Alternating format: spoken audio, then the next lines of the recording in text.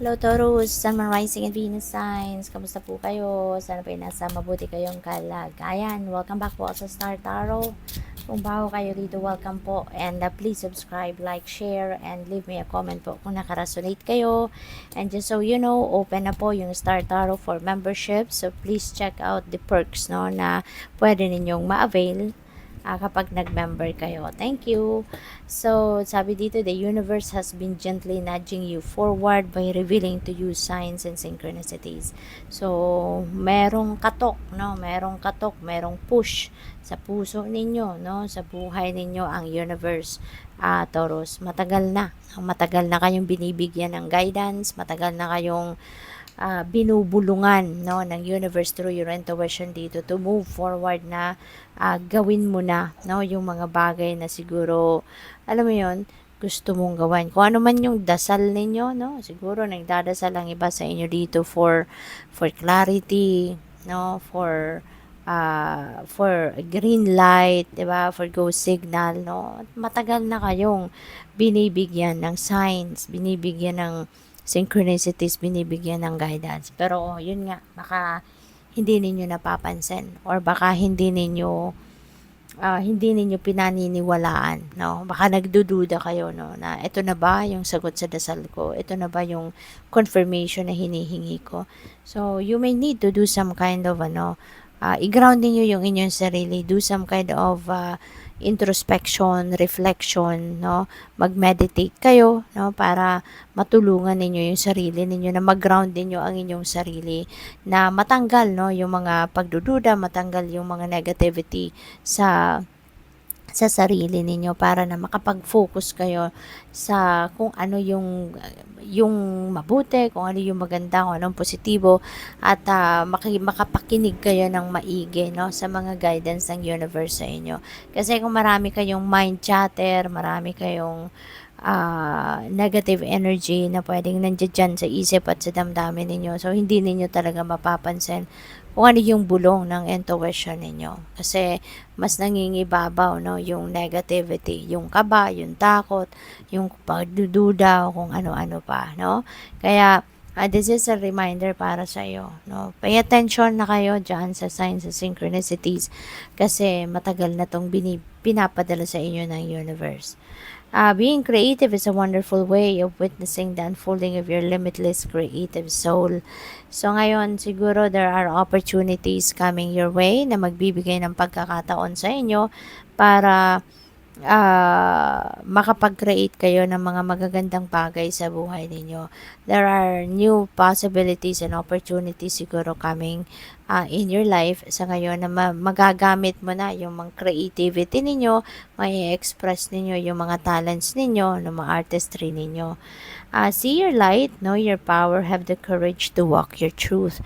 Wag na kayong magpatumpik-tumpik pa, wag na kayong magduda sa inyong sarili, wag na kayong matakot. Okay? Kasi alam mo naman no kung sino kayo, alam mo naman kung ano ang meron kayo, ano yung mga talento mo, skills mo, gifts mo. So just embrace it and be confident about yourself, okay? Kasi hindi mo alam no kung sino or kung gaano karami ang mga tao na matatouch mo ang buhay nila by using your talents, your gifts and your skills, 'di ba?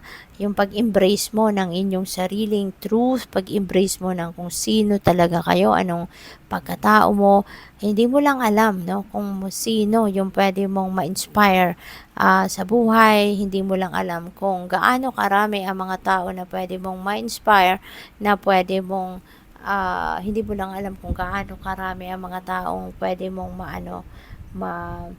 maingganyo no to do the same, 'di ba? Na maging matapang din, na harapin din ang hamon ng buhay. Hindi mo lang alam kung sino yung may inspire mo na maging kagaya mo no na ini-embrace mo yung totoo mong pagkatao, yung mga talents and skills and gifts mo, yung mga ganon ba?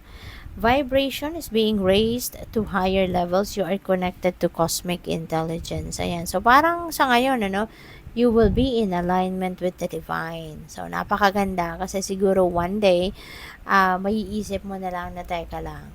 Diba? It's about time na for me to reconnect with the source, to reconnect with the divine universe, no?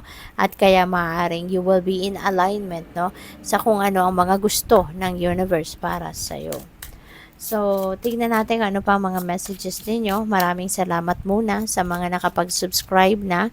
Thank you for your support. Sa mga hindi nag-skip ng ads at pati na rin sa mga nagsisend ng donasyon po sa aking channel through Super Thanks. Maraming salamat for your generosity.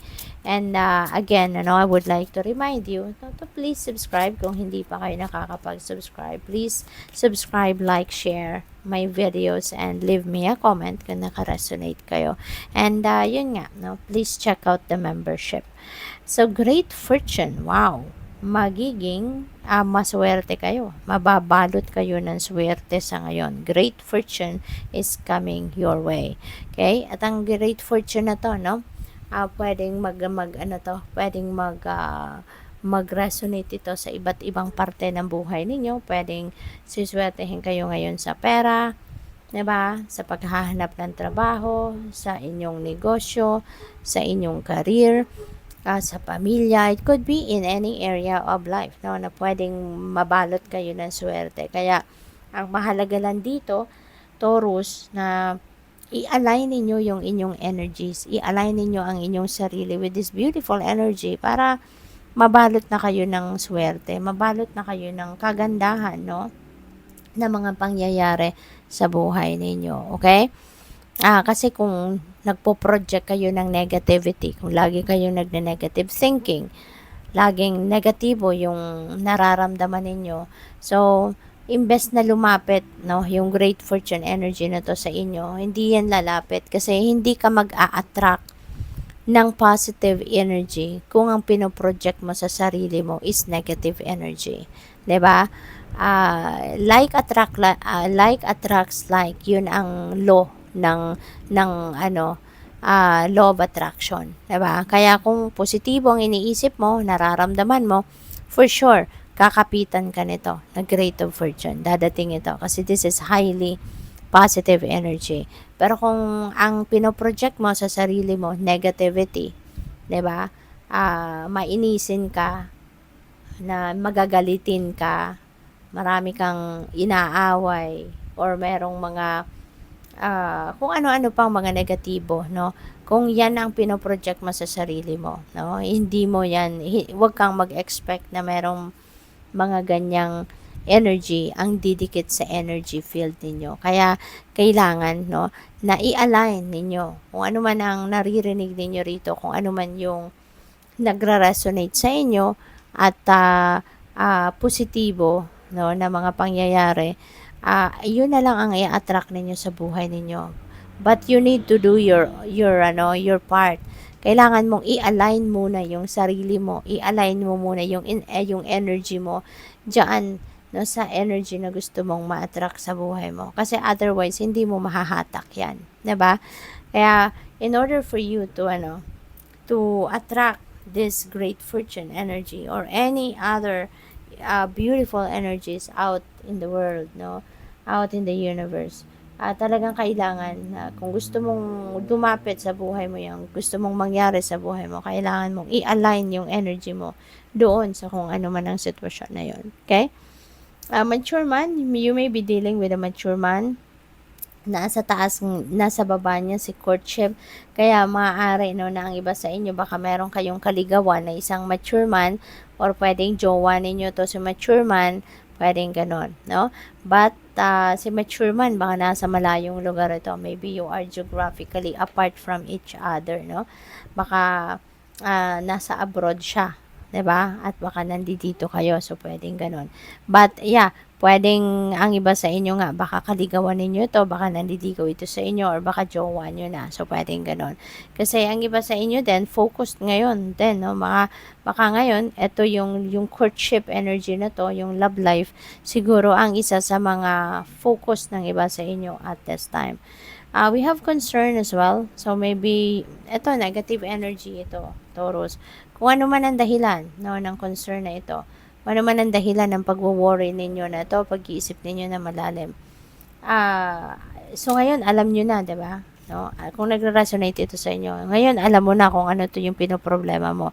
So, ngayon, ang dapat na gawin dito, no, in order for you to manage this feeling, this worry, this concern, eh, isipin niyo na kung ano yung kailangan ninyong gawin para ma-solve ninyo ito.